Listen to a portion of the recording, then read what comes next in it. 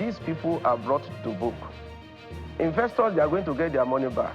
Nigerians have been plunged into mourning after losing their funds to a digital investment platform, Crypto Bank Exchange, CBEX. The incident has prompted the Economic and Financial Crimes Commission, EFCC, to launch an investigation into an alleged 1.3 trillion naira fraud. CBEX, operated by a group of foreign nationals in collaboration with their Nigerian partners, reportedly collapsed on Monday, leaving thousands of investors stranded and unable to access their funds. The EFCC spokesman, Dele Oyewale, said on Tuesday that the commission would collaborate with the International Criminal Police Organization to investigate the incident. Oyewale stated that the agency had already begun investigating CBEX before it collapsed. He added that efforts were underway to arrest both the local and international operators behind the fraudulent scheme. He also revealed that the commission was working to uncover other Ponzi schemes operating across the country. Unconfirmed reports claim Nigerian and foreign investors on the platform lost about 1.3 trillion naira in US dollars. CBEX had reportedly changed its domain name several times between January 2024 and February 1st, 2025. The platform, widely promoted on social media and among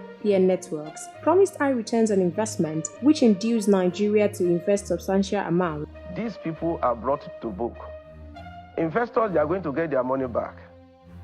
And we're already working on that. But everything I'm saying is that this kind of thing could have been averted. But be it as it may, it was not averted.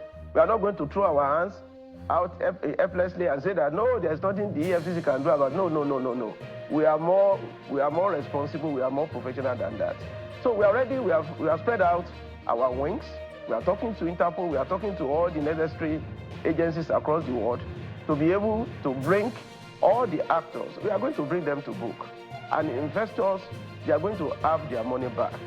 It might not be in the short term, but I can assure you that the Commission, as the leading anti-corruption agency in Nigeria, is not going to allow investors to just lose their money like that and say that no, because they are not compliant with this. No. Escapism, is not a solution to any problem.